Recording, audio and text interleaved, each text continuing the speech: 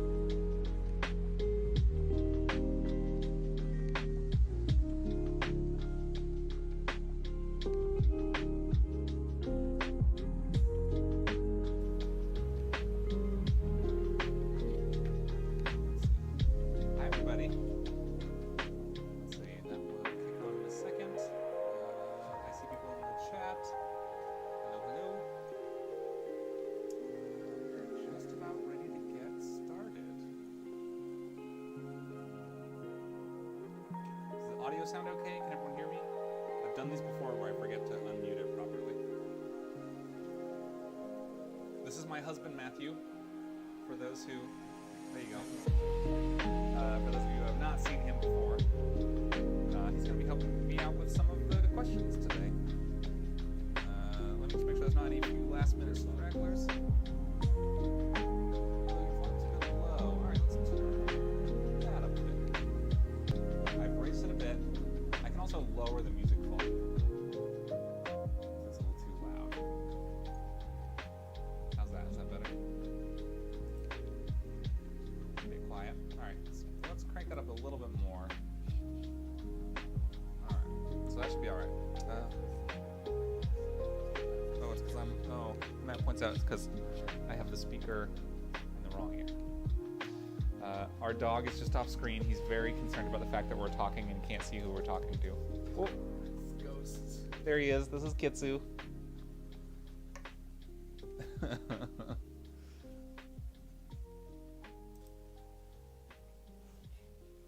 Hey, another Matthew. Can't quite hear you over the music. That's quieter. Uh-oh. All right, let's get this adjusted. I'm going to turn down the desktop audio a little bit on this one. There's always some fun adjusting. That's better. We can hear you. All right, perfect. Kitsu! Kitsu's getting some love on the stream. He'll pop in and out, I'm sure. All right, let me check Twitter and Patreon for a few last-minute stragglers for questions. And then we will get started. So, this is a video that I've been promising subscribers on Patreon that I would do for months, where I do sort of an in-depth page-by-page tour through my most recent sketchbooks and talk a little bit about my process of using a sketchbook and how it relates to my comics work. Great, we can hear me now. Awesome. Everyone's saying the dog is so cute.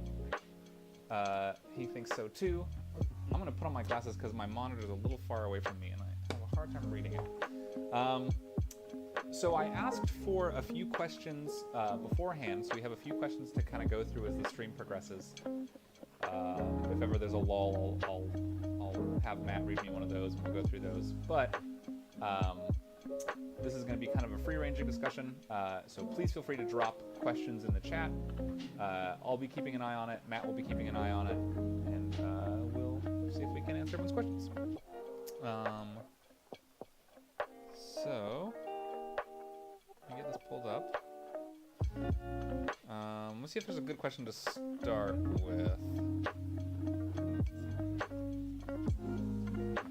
Let's see. Turn down the music down a little bit more, that's fine. There's plenty of wiggle room.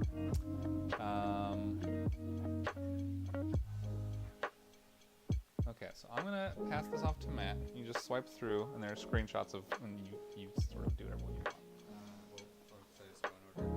If you want to.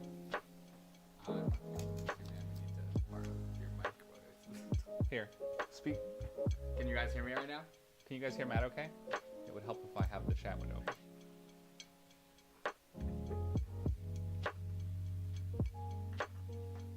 Aww.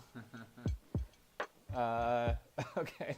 Yeah, I'll answer that question real briefly. We met here in Brooklyn. We were roommates first. And we were roommates! And it was amazing. All right. What's the first question we're going to do here? Yeah, so,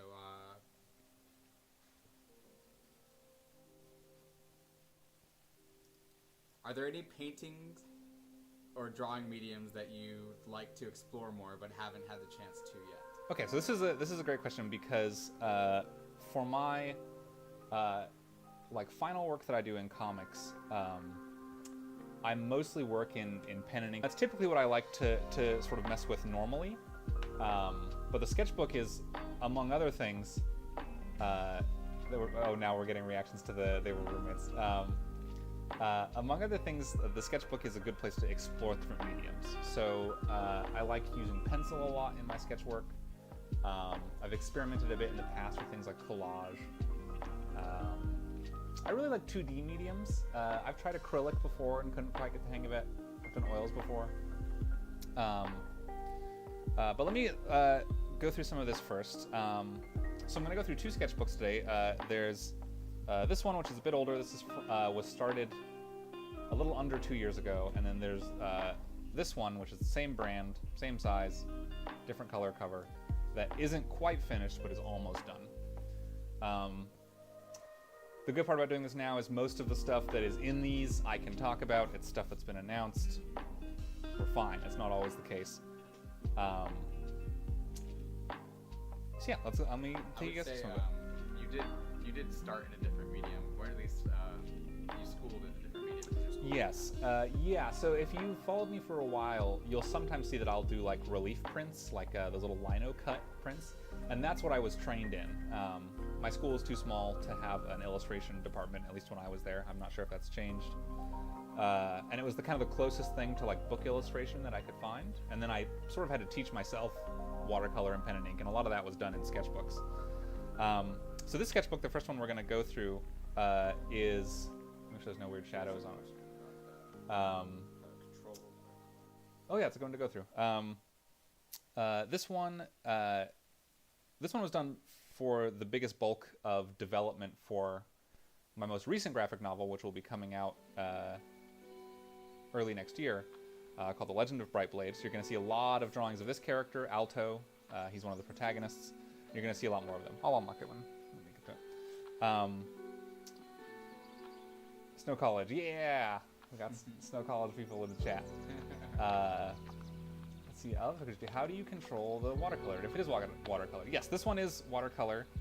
A lot of the control is with experiments here in the notebook, where it's mostly just learning the ratio of like pigment to water.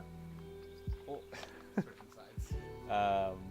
And it's really something that you just kind of have to do a bunch. A lot of what you'll see in this sketchbook is drawings and paintings like these, where I'm just kind of messing around with imagery, messing around with materials, and experimenting with looser watercolor versus more controlled, seeing what works better, seeing what works, you know, with a specific image. What is the specific technique with the white? What is the medium that you do? I think it's just ink. I just used a white acrylic ink for like these little trails here, and then it's all watercolor around it.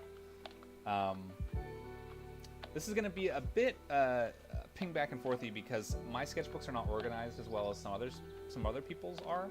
Sketchbooks for me are largely a place to just sort of throw ideas at the wall, see what sticks, see what I'm interested in. And so you have more polished things like this, and then you also have lots of things like this where I'm basically just exploring shapes that have no specific narrative attached to them, no real characters there behind. I'm just sort of exploring pleasing combinations of shapes and clothing and design and line weight, things like that. This is another example of those, where I'm also just kind of making notes about possible story ideas as they come to me, things like that. Do you have any tips for self-teaching? Yes, so apart from just the kind of experimentation you're seeing here, a lot of my self-teaching comes from personal research and study. So this means looking at other artists' work, seeing what techniques are applicable to the kind of work that I want to do, looking at materials, checking out books from the library, studying old masters. I'm very, very inspired by illustrators from like the golden age of illustration, sort of like 1910s to 1930. That's a big area of influence for me. And then mostly just trying things out. Like this is after years and years and years of experimentation. But this is more stuff where it's, on this side I'm just drawing sort of a favorite subject of just playing with shapes for trolls. Over on this part of it, you can see me exploring shapes. This one is for a specific character. This is Alto's mother in my new graphic novel. These are more shape exploration for some of the villains for the book. One of the things I like with your sketchbooks is there are times when you'll be drawing a thing that kind of just becomes a meme in your sketchbooks. Yeah. That eventually become like a story. Yeah, like sometimes they're just like inside jokes or weird visual riffs that sort of end up embedding themselves. Like, yeah, Arthur Rackham's a good example of the kind of illustrator I'm talking about.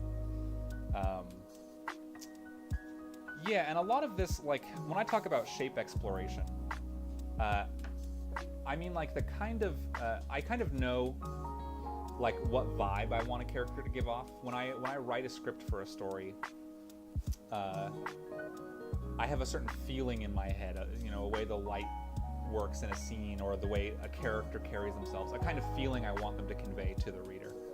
And then I go through lots of iterations like these where I try and whittle down what physical components will convey that idea the best. So I'm messing with things like eyebrows, hairstyle, beard length, outfits, expressions, posture, all that sort of thing. You can see me doing like little teeny thumbnails drawings of like just their general overall shape, just trying to really get a design that really quickly and clearly communicates those ideas. This is a shape exploration and also some sketches for a commission piece I did a little while back. In the characters for this book, like, which was the hardest character to like get a grasp on what you thought they looked like? For the Legend of Brightwood, probably Fell, who is the sort of main antagonist. Because he was really young at the beginning, right? He was really young at the beginning, and then he was really old, and then I kind of settled for like late teens, early 20s. But he was one it was really hard for me to figure out like his relationship to the hero, and trying to get that really like, trying to have him have this very specific look where he just looked like an untrustworthy dude from the second you saw him. You can see Kitsu getting a little rowdy at the fact that we're talking to not him. He wants me to pick him up. So you have two questions from that dude is here. How did you learn how to do anatomy, like hands, body, etc. So that's also just studies. You're going to see in the sketchbook as well, and in the next sketchbook, you're going to see sometimes every so often I'll try and go back to basics, and I will just do observational studies. There are programs online where you can do figure studies. Sometimes, you know, pre-pandemic, I would go to the museum and do studies of sculptures and other people's, you know, masterwork paintings, things like that. Sometimes if it's something complicated that I need like a pose for right now, like if I'm drawing a panel in a comic, I'll either just take a picture of myself in that pose or make Matt do it. Let's see, who are some of your favorite gay illustrators? That is a good question. So a big classic one, speaking of the era that inspires me, is J.C. Leyendecker. He was an editorial and fashion illustrator in the 1920s. We know now that he was very gay. People who knew him then knew he was gay. It was just sort of an open secret. In terms of modern illustrators, there's a lot. You know, I'm a big fan of Trungles online, if you follow him. He just had a new book out called The Magic Fish that is beautiful. Sendek, yes, Maurice Sendek is a huge inspiration. Yeah, my husband got me this big book of like his retrospective of work that I've been going through. I've been keeping it near my desk lately. There's so many. Edward Gorey is a big influence. I'm not sure if he was gay. He might have been bisexual. I'll have to go back and read his biography. But there's so many. Do you only want art questions, or are we fine to ask you the generalist? Mostly I'm looking for art and story questions. You can ask other ones if you'd like, and that's fine. And then I will just glance at them and make a determination as to whether or not I want to answer it. So don't be offended if I don't, but feel free to ask whatever. It's from the page, so we're not just looking at half-baked schedules. This is more shape exploration for Alto and Clarabelle, the protagonists. Speaking of observational sketches, I also do... Yeah, I do lots of observational sketches of like nature as well. This was just like Prospect Park almost 2 years ago. Because I do a lot of nature, especially for the Legend of Brightblade. Also, will you announce in a video or stream when your books are out? No, keep asking questions. It's fine. This is what this is for. It's a Q&A. Yes, I will be doing a video or a stream. My publisher and I have been going back and forth on getting the cover done. I think we're about to get approval for the cover sketch from the sales and marketing team. So I'll be working on the cover probably this week or next week. I don't think I can live stream the cover sketch, no, because I think the publisher likes to sort of be the one to reveal what that looks like. So once that's done, and you know, once we have advanced copies out, I'll be getting advanced copies of the book in. I'm probably going to do a video of like paging through it, stuff like that. So this page right here, this is just what's called a mood image, where I kind of know the look of the environment and the characters I want, but I'm just trying to do random illustrations to lock in a tone of a scene and of the story in my head. This scene appears in an iteration in the actual book, but it's just me trying to mostly figure out the feel of something. Me trying to design that space you can see right there. So, Marigold the Fox, do you have any inspirations or people you look up to? Artistically, tons. Tons and tons and tons. There's the ones I've mentioned on the stream so far. In terms of modern illustrators, there's a lot. I'm really inspired by Alex Alice, who is a French graphic novelist, by Xiao Dao, who is I believe they're French-Chinese, but I could be wrong about that. It might just be a Chinese national. But they're a really, really excellent brush and watercolor artist. I'm trying to think of a few more modern ones that I really love. Miyazaki, yes, Miyazaki, of course. Manuel Arenas, who is another French comic book illustrator and character designer. I believe he works for Disney mostly these days. He's like a concept artist at Disney. A lot. Tons and tons of people. I have a shelf full of folks.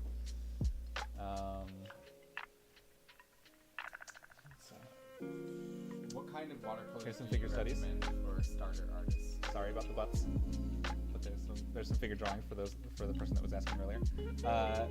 Watercolors? Yeah, like starting out watercolors stuff. They sell like kits, like little travel kits of watercolor. I think I have. Here's one I use. So this is when you see watercolor in my sketchbook. I'm mostly painting with this. It's just kind of a Winsor Newton kit. I can show you how this works. So basically, this is like a pocket travel kit. This just slides in my bag. The cap becomes the water well. You put water in there. This water goes in this jug. This is the brush. I'll bring my own brushes sometimes because this one's really teeny.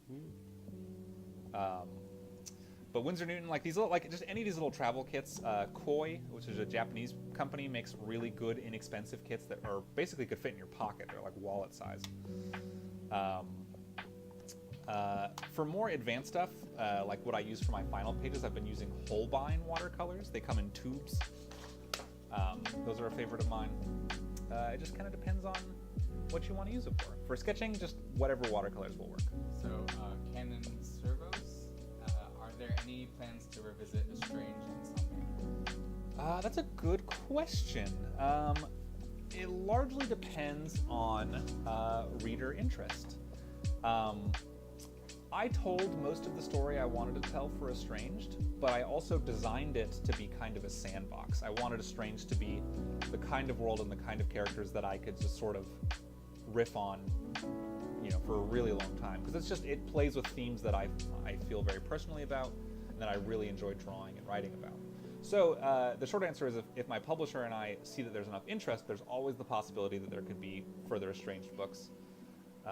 I've got notes for what could be a third novel. I've got notes for what could be like a short story collection. It just sort of depends on what ends up coming up. But in the meantime, there's lots of other books that I'm working on that I hope people will enjoy just as much. So this is just, what you're seeing here is just the other aspect that my sketchbook fulfills apart from just practice and visual development for pre-existing books like The Legend of Brightblade, which is this stuff where, let me turn it so you guys can see it a bit better. Where basically what I'm doing, and I wonder if I can find an example of like, this is another example of it, where these aren't for anything. I don't necessarily have a story in mind when I draw them. I don't even have a composition in mind when I start drawing them. I'm doing what the artist Paul Klee called taking a line for a walk, where I just start making marks and then I draw, you know, the impressions that they come to me. So lots of times I'll start drawing like a person, because a person is a narratively charged thing to draw. You know, we naturally identify with people. And so I'll just start drawing a face, just an interesting face, a hairstyle I find interesting right then, or an outfit. I think this specific drawing, I started sketching because my husband and I had went to the Metropolitan Museum, and there was a display of archers' rings, which I had never heard of those before, which they're just rings that archers would wear, royal archers would wear on their thumb in certain dynasties that would help them pull the bowstring back. And they were made of all these beautiful materials. There was jade ones and ones made of crystal and you know, carved ivory and things. And I loved that idea, and so I drew a character with one of those little rings and then just spun a thing out of it. And this sort of like random, almost stream of consciousness drawing and exploration is in a lot of cases what leads to a story. Alto, who is the protagonist of my current graphic, was one of those. He was just a character I drew and that I liked, and a story kind of slowly accreted to him. So that's a big part of the creative process, is just messing around, drawing literally whatever idea pops into my head, and kind of seeing where it takes me. Sometimes they dead end, and sometimes it's just a standalone drawing, and sometimes it turns into a whole book. Yeah.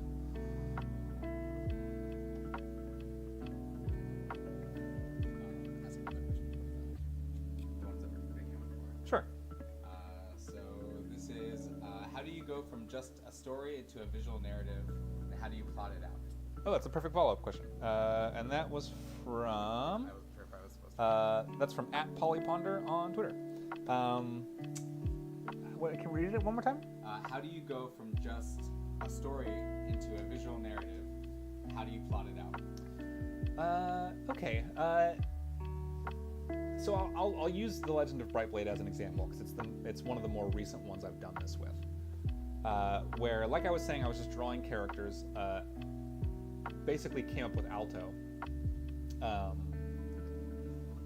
And then once I had him, I started to kind of think about him in terms of like what his design suggested, like his outfit, his hair, his clothes, his sort of demeanor that I had sketched for him, and what that sort of suggested about who he was and his history.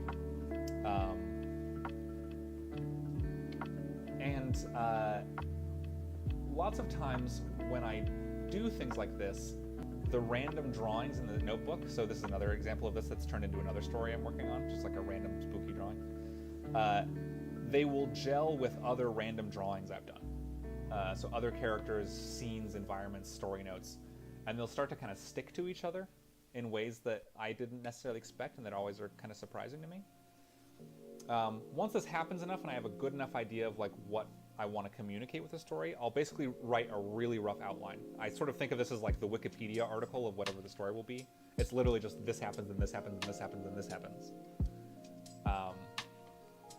And then from there, I'll mostly just keep drawing and keep making notes and seeing if the story still interests me. This goes on for months. And after a couple months, if I'm still interested, then I will usually begin to write the actual script. And sometimes it doesn't get that far. Sometimes I just like the image and the character and don't feel the need to explore their history.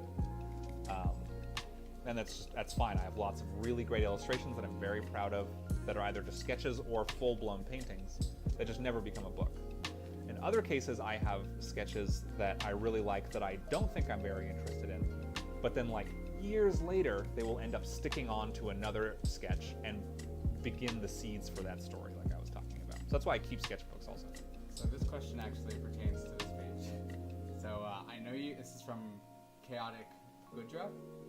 I know you watch Critical Role. Are you in a D&D game? And if so, what is it like? Yes, I am a big fan of Critical Role. This is Critical Role fan art. You're actually going to see a couple of Critical Role fan drawings in my notebook. Fan art's another great thing of sketchbooks for. I am in a D&D game. Specifically, he is my DM. We've been in a game for 4 years? It's about a 4-year campaign now. Well, it's second campaign, 4 years altogether for everybody. I think 4 years for this campaign. Really? Yeah, it's been a while. I kind of lose track. But it's basically, what if, like that super melodramatic, over the top, like caped crusader superhero story, but in a D&D world. Yeah. It's very fun. It's very campy. I play a turtle bard named Moss Fogshell. Oh, yeah. Matt's a very good DM. Here's more shapes from Brightblade. A lot of this sketchbook is shape exploration and environment design, because it's this is just before I started production on the book, and so I was trying to really get a feel for what the characters were like. A lot of what you're seeing here, in addition to shape exploration, is just practice. When I'm doing a comic, I know I'm going to have to draw a character a lot. And it helps if I don't have to go back and look at reference that I've created for them as much as possible. And so I will try to practice just their shapes as I've designed them and try and really lock in a muscle memory so that I don't have to keep going back and looking at it. I can just know how to draw them from drawing them hundreds of times. So this is a different style of... You know, going back to one of the first questions we answered, where talking about different mediums, I usually use a dip pen and ink or a fountain pen. A friend of mine gave me a brush pen. He's really talented with a brush pen. Is an artist named Jared Alvarado. And he gave me one as just like a gift when he was staying with us, and I experimented with it a bit and really loved it, and I might do something with that material someday. I know a lot of artists who swear by it. More ideation. This is for a book I'm kind of working on. If you're on Patreon, you know a little bit about this book. I'm not going to tell you what it is if you're not on Patreon. You have to subscribe. This is fan art from an RPG game I run, actually, called Deep Haven. It's sort of a fantasy horror mystery game. Matt is a player in that as well, along with a few illustrator friends here in Brooklyn and a librarian friend in LA. Let's see. No. Valeria Salas Ibra. Do you Ibarra, have I think? a script or storyboard process that goes into your comics? Yes. Can you? There's a red notebook on the other side of the shelf.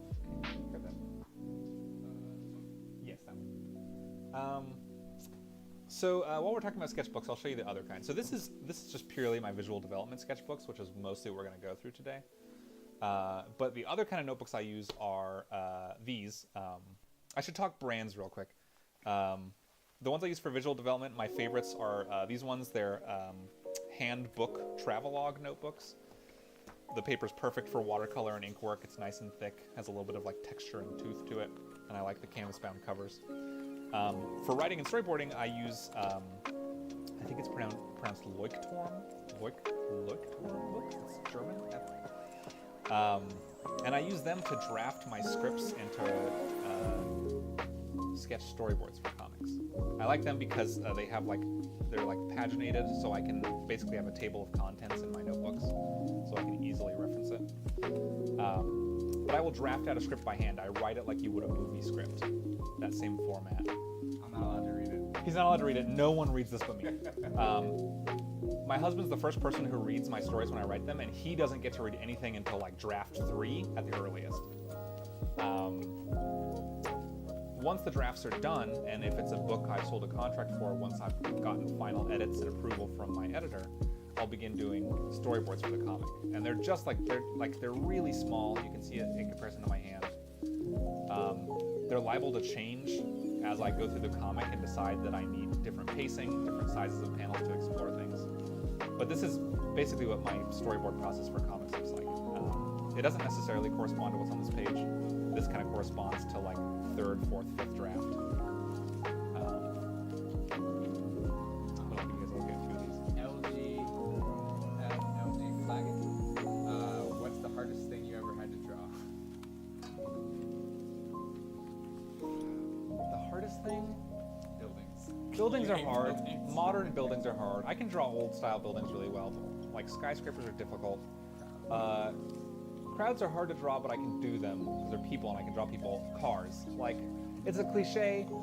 Almost every artist I know complains about having to draw cars or horses. Horses I'm fine with. I can draw horses fine. Cars are so hard for me. Their lines are so weird, and I've never been able to get a hang of them no matter how much I practice. Saturn Kirkland. How did you learn to design outfits and clothes for your characters? They're so beautiful. Oh, thank you so much, Saturn. Let's go through some others. Let's see if I can find some. Here we go. Here's a good outfit one. This is another example of me just taking a line for a walk and doodling impressions as they come.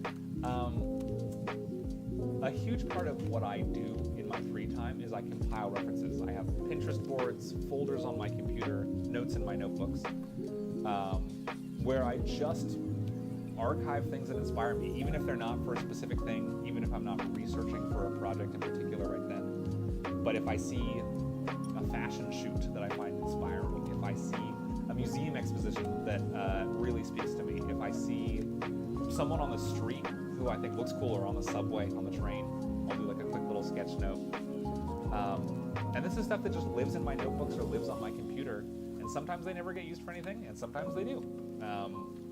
A lot of the fashion in the Estranged novels specifically were inspired by a combination of costumes in 80s fantasy films and Alexander McQueen fashion catalogs, which are just two things that I find very inspiring, and they ended up kind of meshing in weird, interesting ways for the book.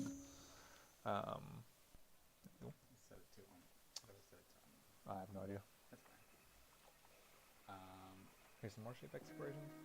A question that was asked from Twitter, from @slightlypeaking. You've done so much of your creations over the years. How do you manage your time? That's a good question, and it's kind of harder to answer in the pandemic. Yeah, I mean, you're really good at keeping a schedule. Like, you are up at the same time every day, and you like, you do have a pretty regimented schedule. But I think that's just you. Yeah, I'm pretty strict about keeping my schedule, starting work around the same time, getting up at the same time. Getting dressed. Do you have Yeah. He has a uniform. I do have a uniform. If you've been on my live streams before, you've seen you can see the apron hanging right there. I wear an apron whenever I'm doing visual work, just partially because I'm prone to fling watercolor and ink everywhere, and I don't want to ruin my clothes, but also because having a uniform, even especially when I work from home, is helpful for me to get in that work mindset. And Kitsu knows also when it's work time. Yeah, our dog's pretty good at respecting work time. It also helps in terms of like big project agent. My agent Stephen Barbara, in addition to negotiating contracts, he has a pretty good sense of how to space out projects for his clients so that I'm not trying to juggle 2 or 3 books at once. So he kind of helps with that. Yeah, I mean, it's mostly just really sticking to a schedule and trying to be focused on the project I'm working on at that time, and then just doing them one after the other. I feel like that question was asked today. Really want to know tips? Yeah, start with progress. Yeah, we've talked about that a bit. It was a question about from Biddy on Twitter, where just asking about tips for working with watercolors, brands of watercolors. I've talked about it a bit, but really, I don't really have any formal education in watercolors. It's really just messing around. Here's some more Critical Role fan art. Like, honestly, a lot of what I know about watercolors, I learned because I did 3 full graphic novels in watercolor. But look up tutorials. There's some great ones. There's James Gurney has got some great ones on YouTube. Mateusz Urbanowski, I think is how you say his name, on YouTube, has amazing watercolor tutorials. Atelier Cento on YouTube has some great watercolor tutorials. Like, a lot of it is YouTube tutorials, to be honest with you. Books and YouTube tutorials. This is from Crow-Winged Angel. Do you have any advice on keeping us to content? That's a good question. I personally don't have a ton of trouble wrestling with length. My problem is I underwrite a lot, where I need to kind of fill out a story more. How many pages is a graphic novel usually? It's usually script-wise? Yeah. Well, so it depends on how you write your script. Some artists write it out by panel. I don't do that way. I write it like you would with a screenplay. And a rough rule of thumb for me is the comic itself will be roughly double the number of pages that the script is. So if I write a 90-page script, it will be anywhere from 180 to 200 pages. And comic. And that's a traditional comic for YA, like 100? Yeah, 200, 250. Okay. Well, that's what it is in the American market now. It depends. I've also read like 150-page ones. It depends on who your publisher is and who your audience is, you know? But basically, in terms of like keeping a story short, this is something that is is just really good if you read books about screenplay writing in general or writing in general. Just really focusing on the story beats. I think especially for it's tempting to include a lot of like world building information. And there are some people who really love stories like that. Matt loves stories like that. Matt loves things like Dune and, you know, really big world building heavy stories. I'm of the personal opinion that that sort of stuff works better in prose. I don't know that heavy world building always works very well in comics. But also, I think with your art, a lot of times I've always found your illustrations to be very narrative. So like, there is this sense that there is a backstory to like the things in the background. Yeah. Like if you really pay attention to some of the stuff in your background, it does go into story stuff that you've told me about. Yeah. Yeah. So Matt knows this because I talk about character histories and world building with him while I'm developing a project. There's a lot of world building notes I have that never explicitly make it into the comic, but it's existent in the backgrounds, the tapestries, the way a character decorates their room, the kind of outfits they wear, you know, that sort of thing.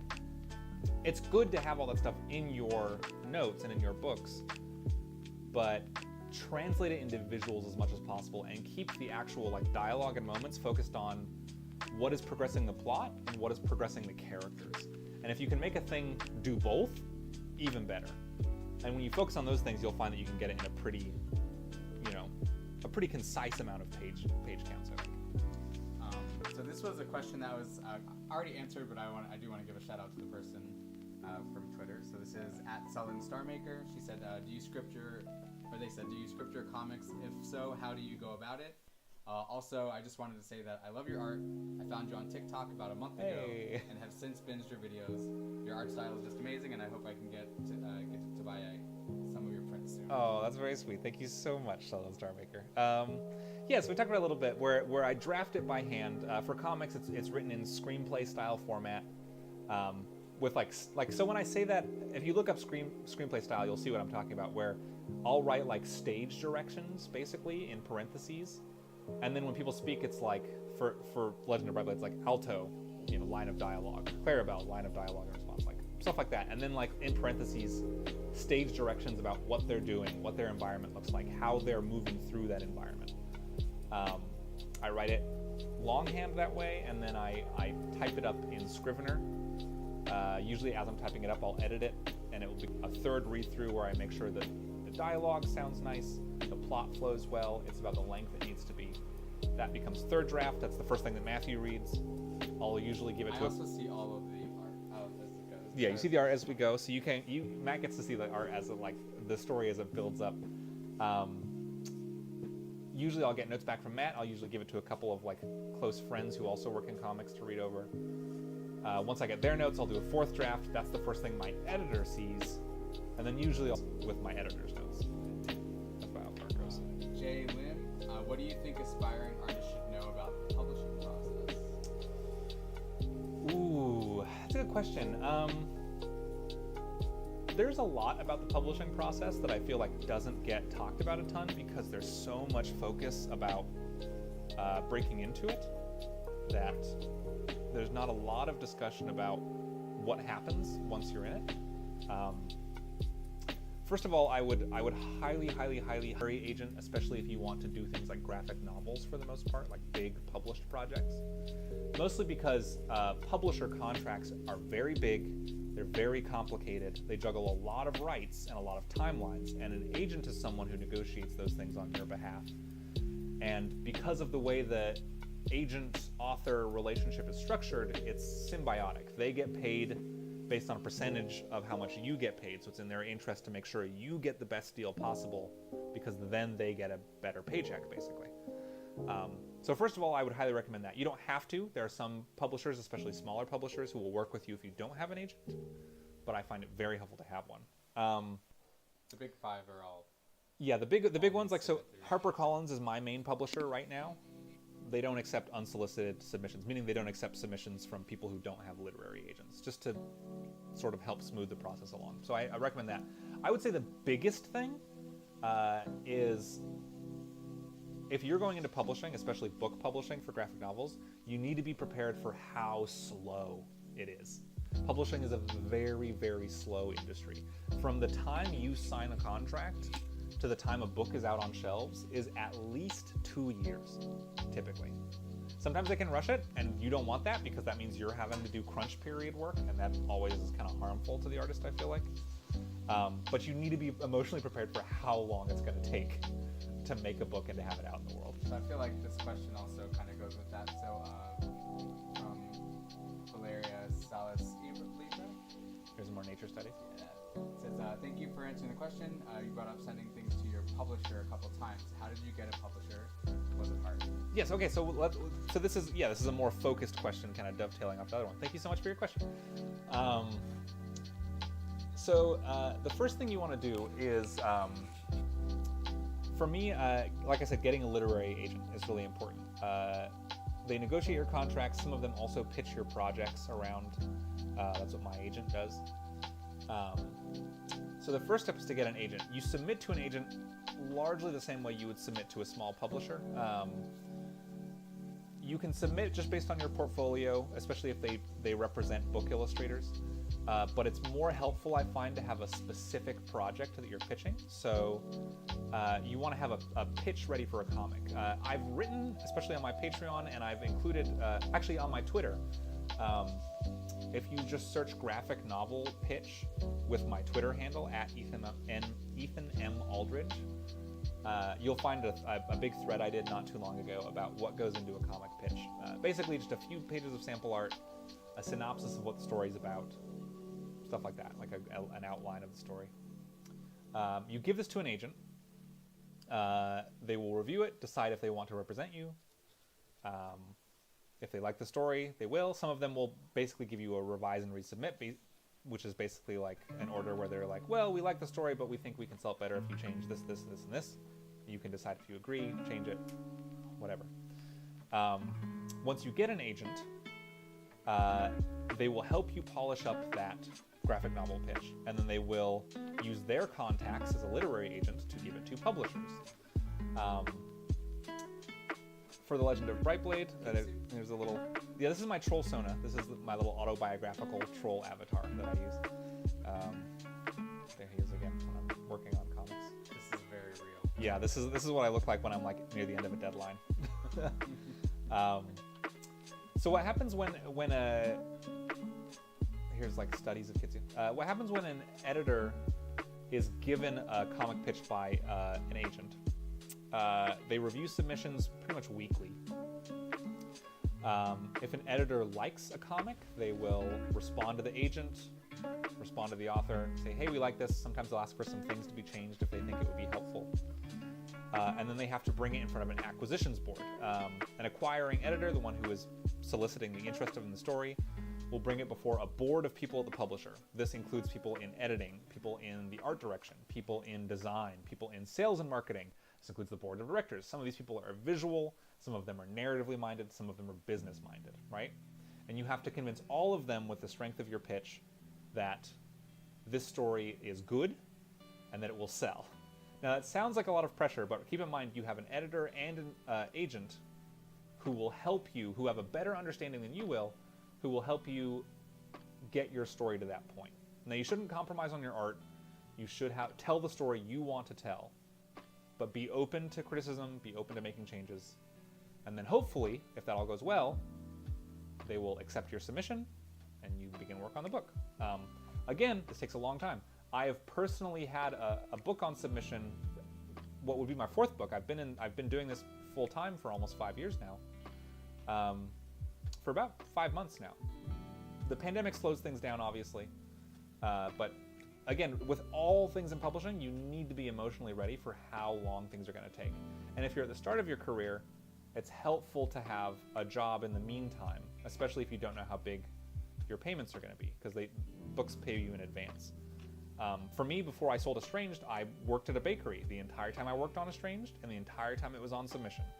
I worked at a bakery. It was a lovely job. I got free cookies at the end of the day. Too many pastries. It was the best, and I loved it. Thank you, Katie, who was my boss. It was a great, perfect job while I was working on getting into publishing. Deep Haven stuff, right? This is more Deep Haven stuff. I saw a question earlier of asking what system Deep Haven was. It's Monster of the Week. Yeah. These things were creepy in the game. Yeah. Like very creepy. Enemy drawings. This is more sketches for this is fan art of my players in Deep Haven. More shape exploration for Bright Blade. This is from @Alabaster in Indigo from Twitter. How many drafts or concepts do you typically make when writing or designing your comic characters or even your stories? Do you have a recommendation for narrowing down your work from concepts to finished projects? Lastly, in what ways does literature affect your work? I think that also kind of goes with the question that Dar Clone asked. Hi, I found your books at my local library and I absolutely love them. I love your art style and the characters so much. I was wondering what your inspiration for the characters was. So. Yeah, so we can combine those a bit, I feel like. How do you go from big concept down to Yeah, so as I've been paging through this, hopefully you've gotten a bit of a feel for here's a good example right here. So this is for a single character. This is for a short story I'm kind of tinkering with, or a novella. And you can see that they're similar, but there's different iterations of hair, clothing, things like that, facial features. You see a lot of it for Alto in the sketchbook, where he looks way different from when you first started. He looks quite different from his first sketches. And there's two considerations that I go into when I decide on how to design a character and what the final character design will look like. First consideration is, does this feel like the character in my head? I usually can't start writing a project until I sort of have an impression of what sort of person the character is, how they talk, what they would sound like, how they would move, things like that. And some of that's explored in sketches. And I do a lot of sketches exploring that, where it gives me the feeling and I'm able to kind of introduce myself to the character, kind of, if that doesn't sound psychotic. Where I sort of get to know them through these sketches, even if it's not how they end up looking. But basically I want to get their design to a point where they look like how they feel in my head, so that their appearance conveys their personality, not only in their dress style or their hairstyle, but their posture, their movements, things like that, which you can convey even in a static thing this isn't animated, obviously, this is a still illustration. But you can see from Alto's pose here that he's got his feet up on his desk, he's kind of hunched over, he's a very relaxed, not formal person. You can see from his bedroom he's kind of disorganized, he's sort of devil-may care, things like that. The other consideration, especially for comics and animation work, is, will I be able to draw this character literally thousands of times? I totally understand the temptation to do those big, crazy, Final Fantasy-esque, super ornate character designs. I've done those before. They're really hard to draw panel after panel after panel after panel for a comic. Yeah, the child / Ed in the Strange books? In the Strange books, yeah, I remember you kicking yourself over and over again for his beautiful armor. Yeah, it was beautiful. I love the armor. It's so hard to draw. It's so hard to draw, you guys. So those are the two considerations, where can I draw this a bunch? And do they look like how they feel in my mind? Part of that's kind of hard to quantify, obviously. I'm hoping this flip through the sketchbook has kind of given you an idea of what I mean when I say that and how I go about that process. This is more designs for that possible graphic novella. I'm sorry for these sideways pages. Yeah, but you can see a lot of it with Alto in the sketchbook, especially me trying to figure out his posing. What sort of personality does he have? How does he move? How does he talk? How does he walk? This is me trying to figure out random background, the visual style of background characters for the book. How did this is from Dark Phone also? How did you get into drawing and story writing? That's harder to answer. Honestly, as long as I can remember, I've been interested in it. I know when we met originally, what you wanted to do was children's books. Picture books, yeah. Picture books, yeah, and then which I would still be interested in. Do it, yeah. But but that was your goal at the time, and then I would say around about the first year we were together, you started really getting into comics. I was always really into comics, and you also read comics. So I don't know. I think at first it was you had a lot of concepts for children's books, and you were working and pitching a lot of that. Right. And then I think you just started doing Strange online, and it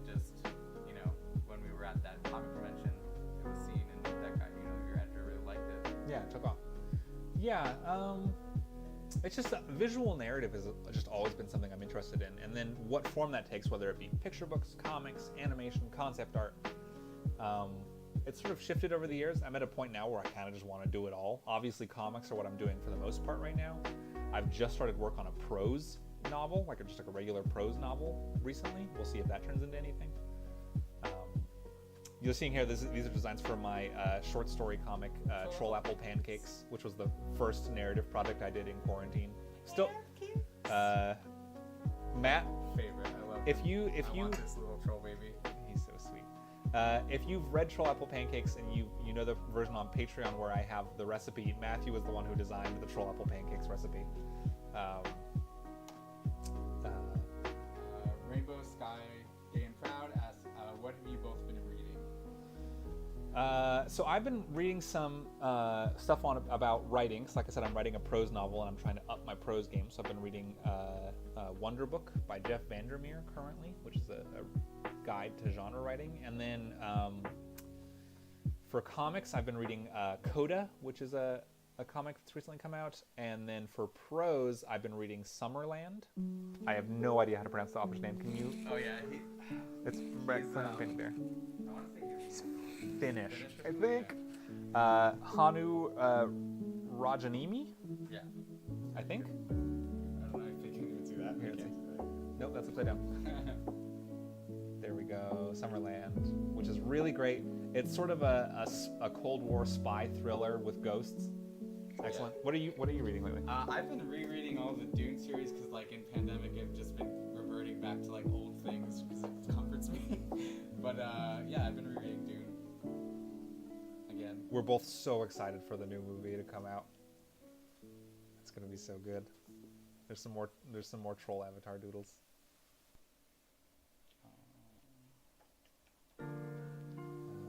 Let's see. I see. Let's see. Which ones have we not answered? So this is a new one. This is the latest one. So this is from Crow Winged Angel. This is random, but I'm always curious with creators. Do your characters ever show up in your dreams at night? My dreams are so boring. Maybe it's because I work in fantasy. Maybe it's just because I'm sort of a chill person. But I don't really have weird, surreal dreams. I dream about things like going to school, going to the store, walking around New York City. My dreams are very normal. They're mostly like slightly more anxious versions of memories. They're very boring. I don't really dream about fantasy stuff for the most part. Yeah. Every once in a while, if I'm lucky, I'll have telekinesis in my dreams, and that's about as wild as it gets. You do a lot of daydreaming about fantasy stuff though, because Yeah. like you'll just be like standing in the hall and I'm like, what's up? And you're like thinking about dragons. Yeah, there was a lot of that where Matt's like, what's going on? You look so concerned. I was like, oh, I was just thinking about this monster that's chasing the kids in the book I'm writing right now. Yeah, so lots of daydreaming. In terms of like actual like REM sleep dreaming, they're very boring. This question comes from Maticus. Why do you look like Tip from Ring Fit? You're the worst. So Maticus is his name online. We've been playing, I don't know how many of you guys have a Switch. We've been playing Ring Fit in pandemic so that we stay healthy and flexible and I don't get horrible arthritis. And Matt is of the opinion that I look exactly like Tip, who is the weird faceless avatar that like shows you how to do the exercises. We have the exact same hairstyle and body type. It's bizarre. So while we continue to do the Q&A, this is the sketchbook I'm currently working on. I only have a couple of blank pages in the back. It's almost done. I'll be starting a new one in a couple weeks. So this is something I've always found interesting. At the start of all of your sketchbooks, you always usually do a fully painted. Yeah, so I'll show you the one again from the sketchbook we just went through. Now here's a secret, and I'm gonna give this as a personal tip for anyone who's starting sketchbooks or writing a book, or starting any kind of long form project. Skip the first page. These ones, I'll tell you the truth. I drew this around the same time I drew this, like 8 pages later. I like to start my projects strong. I like to start my books strong, but having that pressure of having the first thing be really good will freeze me up for weeks. And so my personal tip of if you're starting a sketchbook, if you're starting to write a novel, if you're starting to write a script, skip the first page. Write the first thing you know exactly what it is, and then once you get a feel for that notebook, that story, that script, then go back and write the first page. That's just my personal tip. It's worked like a charm for me for a decade. Yeah, let's be going through. This is more just like either character ideation of getting a feel for how to draw Alto, or just that thing again of taking a line for a walk. This is not a character for anything. He was fun shapes and I like drawing him. But this guy is the other guy, right? This is that other guy. It's the same guy. But again, I drew this before I drew this. And no, there's no narrative thing to it, but like it could be at some point, right? Right. So this is what I'm talking about, where sometimes sketches will gel to each other, and he could turn into a book someday, a short story, a novel. Who knows? I like him. I've drawn him a few times now. I don't have a story associated with him right now, but that's why I keep sketchbooks, is because they all just sit on my shelf right there behind me. This is sketchbooks for the last decade and change. It's double-sided. It's double-sided. And whenever I start a new project, even if I know what the story is going to be, I go through all my old sketchbooks and see if there's any ideas I've recorded that I've not used in books so far. Sometimes they stick, sometimes they don't. Sometimes they just get put back on the shelf and maybe they'll be a thing for a future book. You just never know. And so it's good to have that record, I think. Let's keep going through these. You guys can see a lot of what this is by now, like a lot of that sort of shape exploration, character practice. Again, just taking a line for a walk. These are not for anything. They're just random trolls, shapes I'm playing with, seeing what I like, seeing what I don't. What was the date that this book was started? This one was started March, April 25th. I've been going through, sometimes I'll breeze through sketchbooks in about 6 months. That slows down whenever I'm working on a graphic novel. So I just barely finished the interior pages for Legend of Brightblade, and I sketch a lot less when I'm working on production for a book. That's done now, so my sketchbook work has been picking up again lately, just because I have more time to just explore ideas. I'm not developing anything specific. More personality exploration for Alto. This is me like trying to figure out like his posing and like what his personality is through his movements. You can see a lot of that here, like expression work, stuff like that.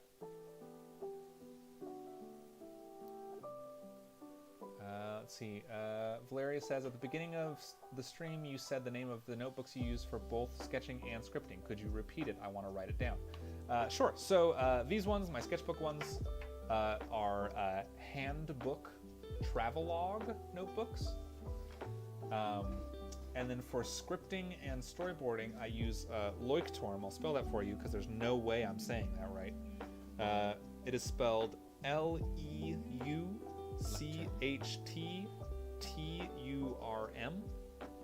You can find them in most like stationery and art stores. Handbook's a little bit harder to find. There's only a couple art stores here in New York that carry them that I've been able to find. Art stores local to you might have them. You can also get them online. I really, really love them. They're my favorite sketchbooks. Also, Rainbow Sky, thank you for the book, all the book recommendations. We will write those down and take a look. Oh, you've got... There's a bunch of them. There's some. Sweet. I'm always looking for book recommendations. Yeah, I saved the chat on this, so that'll be good to go through later. Let's go back. I love this guy. Yeah, once again, so like, I'm just kind of taking a line for a walk, figuring out no narrative. I was thinking about frogs that day. I like frogs a lot, and then goblins, and then weird. I think it was humid that day, so I was thinking about like chilly, humid places, and it just turns into sketches. Jay Lim asks, are there any unique challenges with writing for your target audience? Which is, your target audience is... children, I guess. Because I'm mostly a children's book. I sort of think of myself as a children's book they're writer. classified as why I read them. Yeah. I like them. I'm going to go ahead and say no, not really any specific challenges I can think of, because I don't spend any time at all thinking about target audience. I don't think about would children like this, would children, 9 to 14, which is I think usually the age range my books are pitched to. I don't spend a lot of time thinking about what they would like. sometimes I'll think about like what I would have liked at that age. But for the most part, I tell the stories I want to tell and in the way I'm interested in telling them. And then things like figuring out the target age range, that is the job of my publisher, that is the job of my agent, that is the job of my publicists. And they're all really good at their jobs, and I completely trust them to be able to look at my work and look at my stories and go, okay, this is for the YA audience. This is for the middle grade audience. And they're really good at it. And I can completely leave that in their hands and not worry about it at all. This is from Jess Crayons.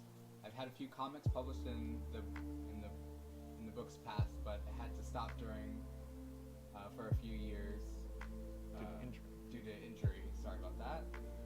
Do you have any advice or tips for getting back into drawing and good habits for drawing? Yeah. I'm sorry to hear about your injury. It is unfortunately very common in this industry, especially if it's things like tendonitis or arthritis. I have lots of peers whose work I really, really respect who did have to take time off, sometimes years, because of personal injury. It happens. In terms of advice or tips for getting back into drawing or good habits for drawing, obviously take it easy, take it at a slow pace. You don't want to re-injure yourself.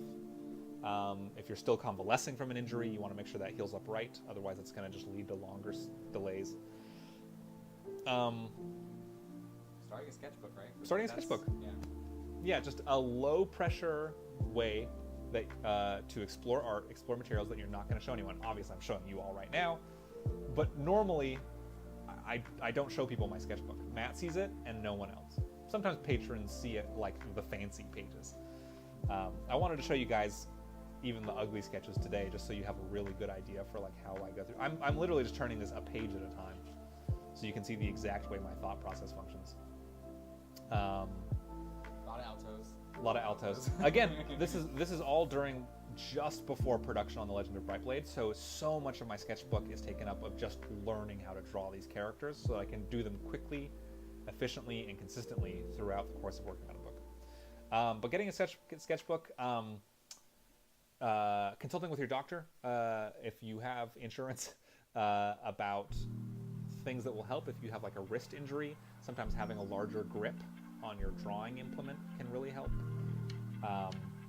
Doing stretches.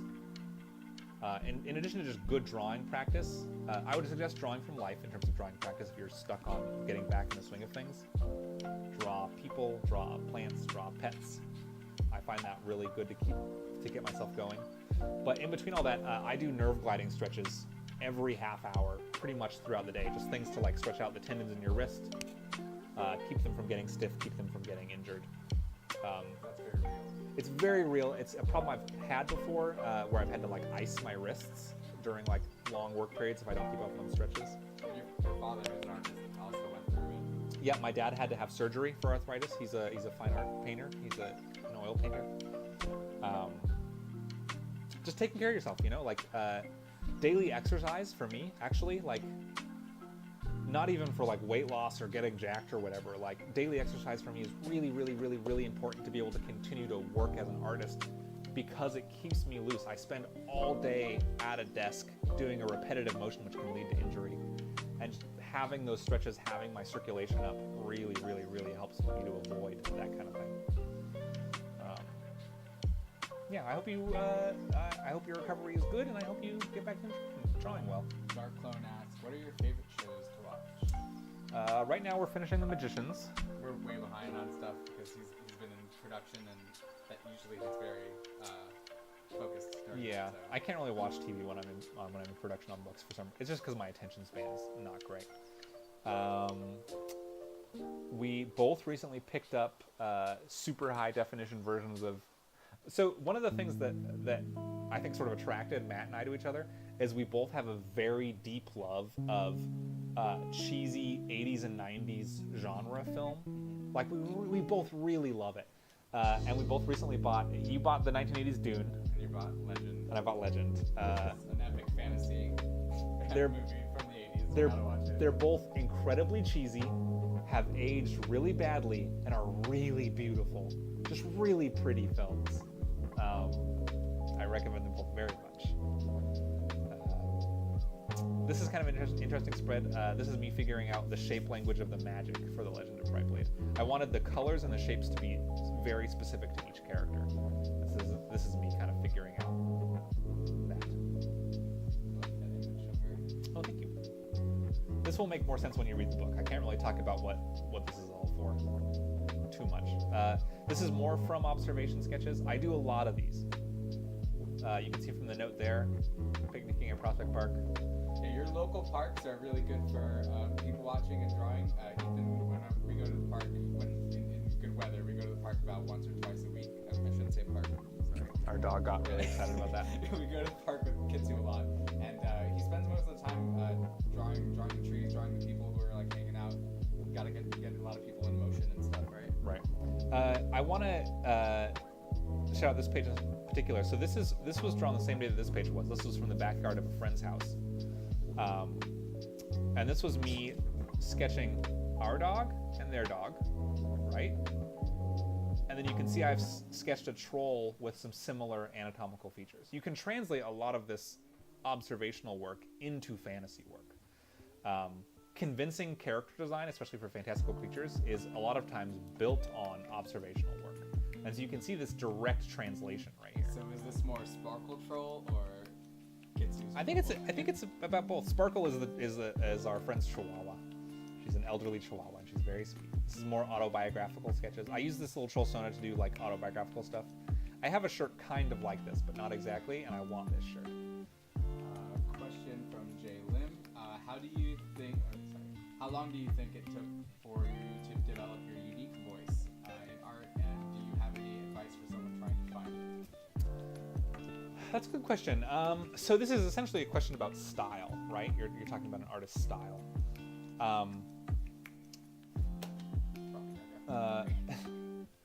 In some ways,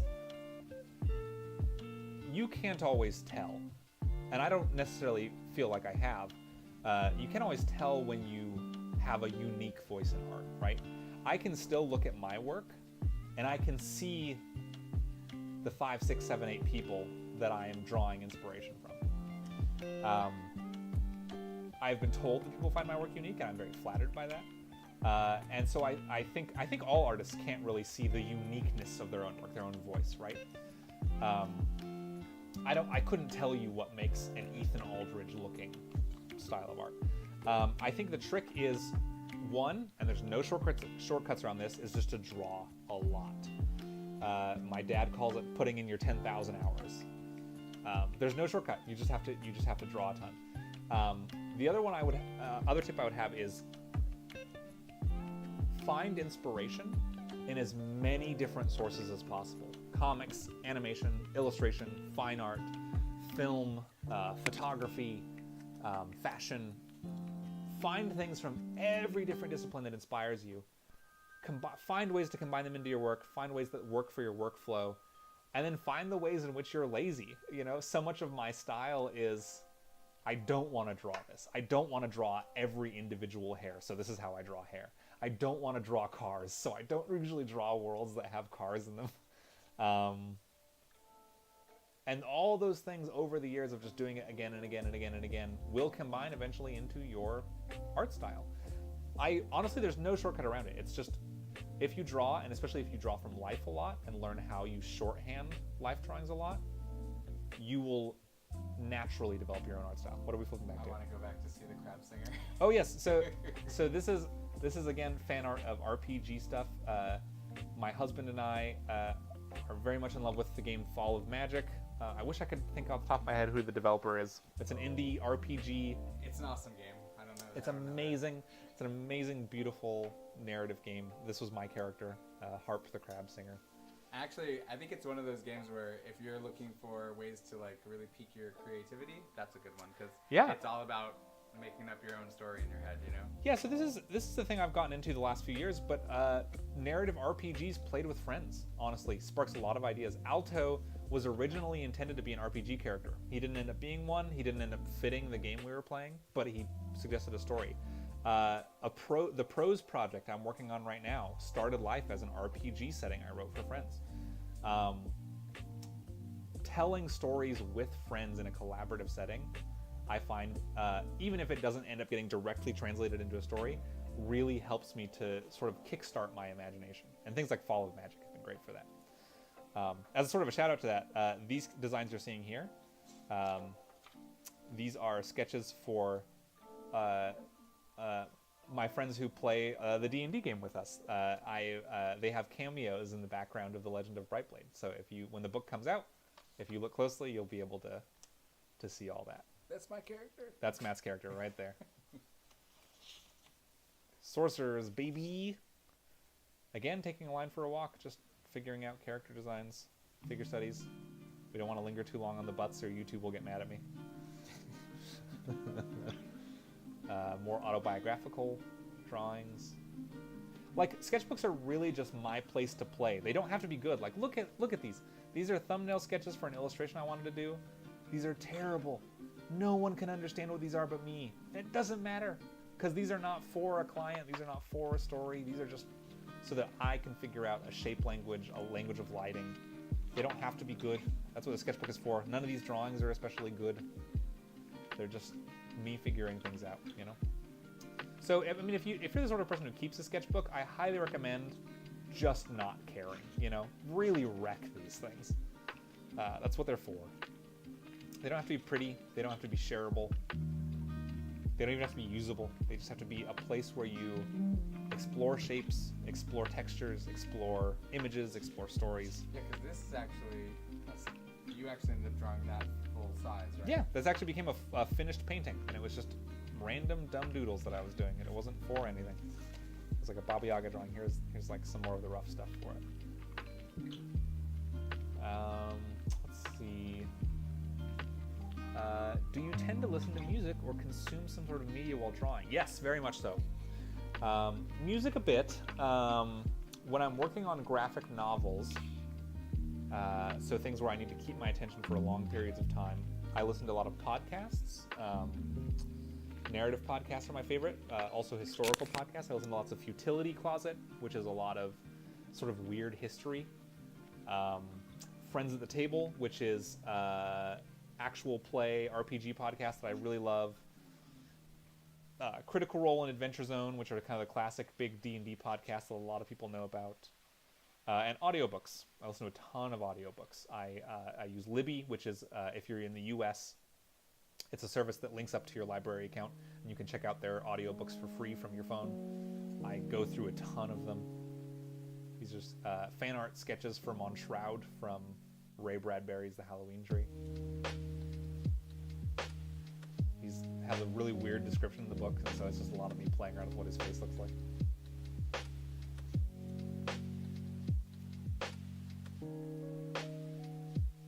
But you can see how much of this, like, very obviously isn't for anything. It's just me, like, just doodling.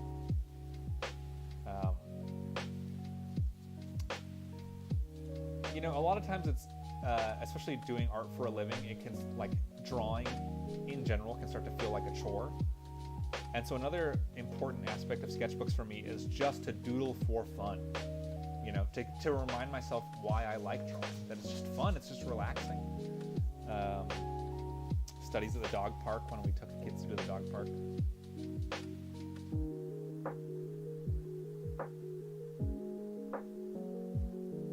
I feel like that paintbrush actually does movement really well, because that's they all look like they're moving. Yeah, so this is brush pen work. This is from me playing around with brush pen, which again I'm not really used to. And then these were sketched with a fountain pen and then painted with this little travel kit box.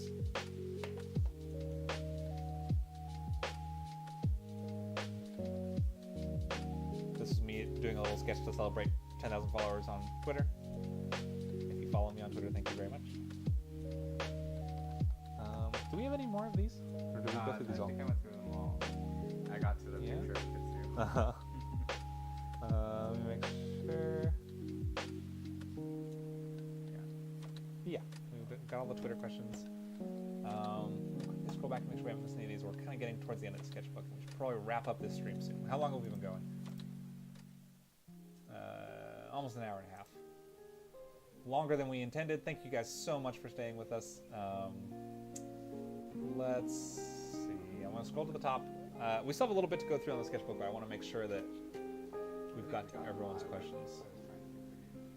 Yeah, Matt's been keeping an eye on it.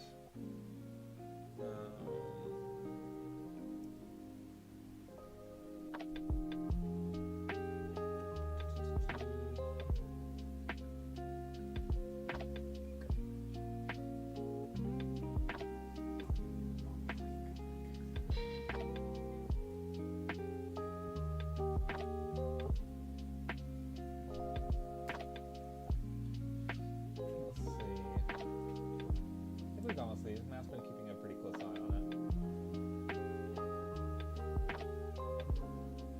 I think we got most of these. Yes, let's keep going through this. So again, just ideation. Some of these are for stories, some of them are for not. If you are on my Patreon, you have seen a lot of these sketches. These were studies from a trip to the Brooklyn Zoo in Prospect Park. The red pandas break your heart. They're so cute. They were very sweet. He was bunched up in a way that I couldn't really see him. I could just basically see that much. And then the second I pulled out my sketchbook, he like posed for me. It was very nice. In my experience, every time I've gone to a zoo, otters just pose. They are more than happy to pose for photographs and sketches. Otters are always doing crazy stuff the second they see people. I love them. More Prospect Park sketches. Well, we got some time for you to think of how to phrase a question. We got plenty of time.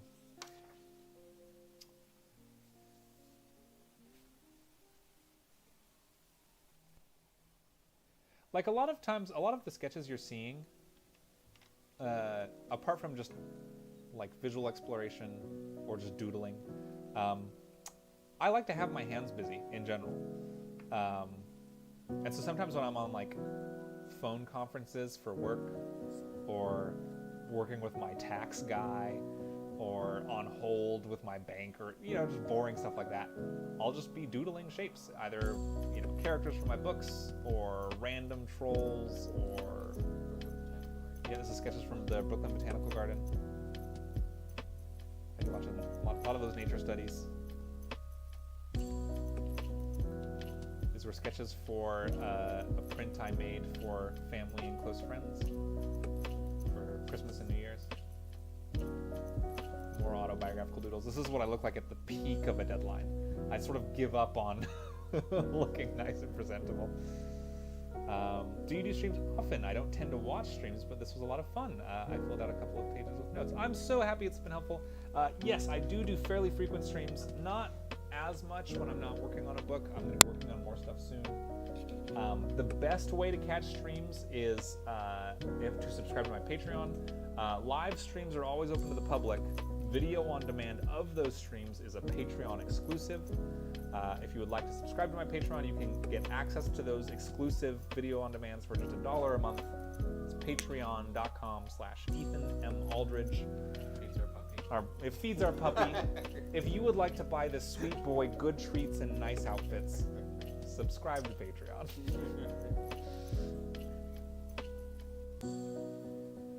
Here's some doodles of just weird Baba Yaga houses. So this is from Bruin's Vanguard. If you're working on a pick that you really like and want to practice something like anatomy or backgrounds, do you invest extra time into that? Into that drawing? Yeah. Into that drawing. I don't want to say perfectionist, but at what point do you say this drawing was fun, but I should wrap it up? We were actually just talking about that the other day. We were talking about this kind of recently. Yes, especially if it's a thing I'm not used to drawing, I'll do extra research on it. However, things like deadlines are a really good constraint. If you don't have professional deadlines, I highly recommend giving yourself personal ones, saying a project must be done at X date. One, it's good practice at letting yourself know how quickly you can actually work on a thing, what a good comfortable pace is, where you can still take breaks, still take days off, but get a thing done on time. But with deadlines, there is obviously a point where the publisher needs it, the printer needs it, and so I can't mess with it anymore. It just has to be done. Regardless of whether or not it's perfect, it has to be good enough and then be done. And so yes, I do research, especially if it's not a thing I have drawn before, or if it's not a thing I'm comfortable drawing. I did the these maps. If you look on my social media or on Patreon, you can see what this map is for Brightblade. That I did a lot of research for because I'm not really used to drawing those.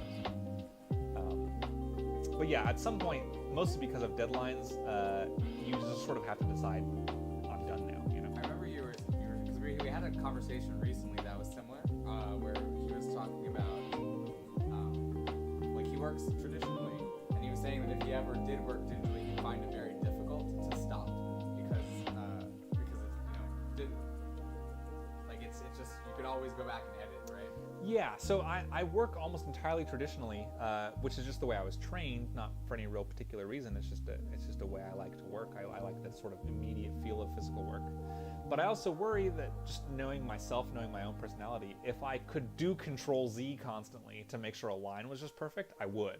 And I would redraw a line again and again and again and again and again. But working traditionally And on a deadline. with ink and watercolor, if I draw a line, that's what the line is. It's in ink. I can't change it, you know? So I better make sure it's good, or I better be able to mask it or work around it, work it into the composition.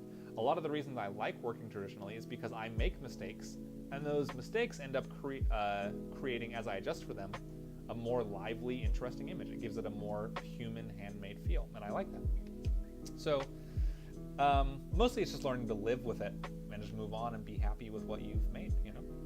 A lot of this, what you're seeing here is I got a new bunch of paint tubes a few months ago and was just playing with how they looked when they dried.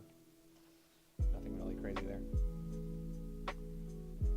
Sketches for a project I'm working on right now. Just sketches for fun.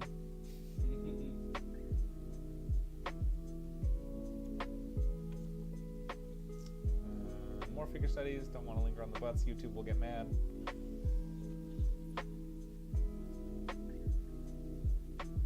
More figure sketches. Alright, we're winding down here.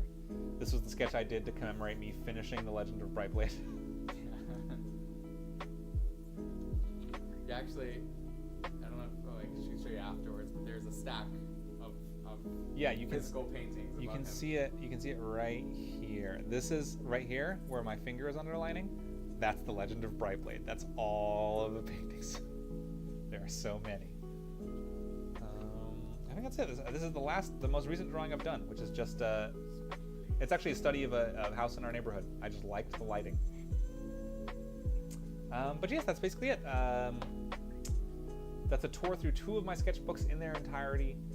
I hope some of the Q&A has helped you guys. I hope a look at the sketchbook has been instructive. As always, if you guys would like to see the video on demand of this video and of all the past live streams I've done, subscribe to my Patreon at patreon.com/EthanAldridge. There'll be more live streams in the future, all of them available to the public. And early next year, The Legend of Brightblade will go on sale. We'll probably have pre-orders ready in a month or 2. Very satisfying. All right, I think that's about it, guys. Thank you so much. If you have any future questions, feel free to always ask them online and on Twitter and Patreon and stuff, and I'll do my best to answer them. But thank you so much. Have a good night, and yeah, talk to you guys later.